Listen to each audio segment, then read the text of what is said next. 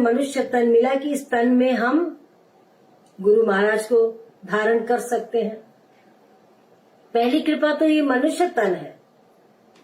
फिर कृपा मिली गुरु महाराज जी की कि सदगुरु मिलेंगे और सदगुरु हमें उस अंधकार को मिटा करके हमें प्रकाश की ओर ले जाएंगे।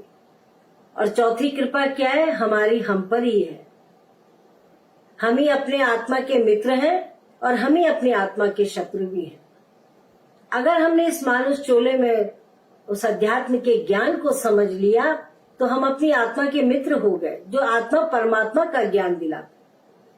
और वही आत्मा अगर हमने शरीर तक ही रखा और शरीर एक दिन जर्जर बन करके इसी मट्टी में मिल जाएगा तो वो आत्मा हमारी अजर अमर अविनाशी आत्मा हमारे उस मौके को हम खो देते।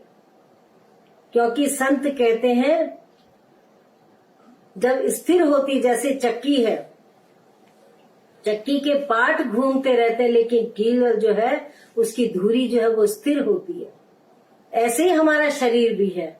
हमारी आत्मा तो स्थिर है पर हमारा चोला घूम रहा है। मनुष्य, ये हमारा शरीर जो है चारों तरफ भ्रमण कर रहा है, घूम रहा है।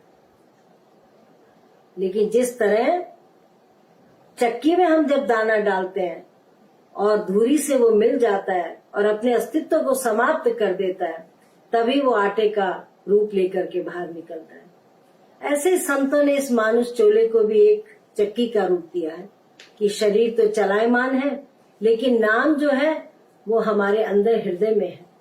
हम उस नाम को इसी मानुष चोले में पा सकते हैं। इसीलिए तो संतों ने कहा, बड़े भाग्य मानुष तन पावा, सुर दुर्लभ सदग्रंथ निगावा, साधन धाम मोक्ष का द्वारा, पाइये न जय परलोक सवारा। कितनी बड़ी कृपा हुई है कि हमें मानुष चोला मिला। और सत्संग भी यही है। सत्संग से हमें बोध होता है, सत्संग से हमारे अंदर ज्ञान की प्राप्ति होती है, सत्संग से हमारे अंदर वैराग्य होता है।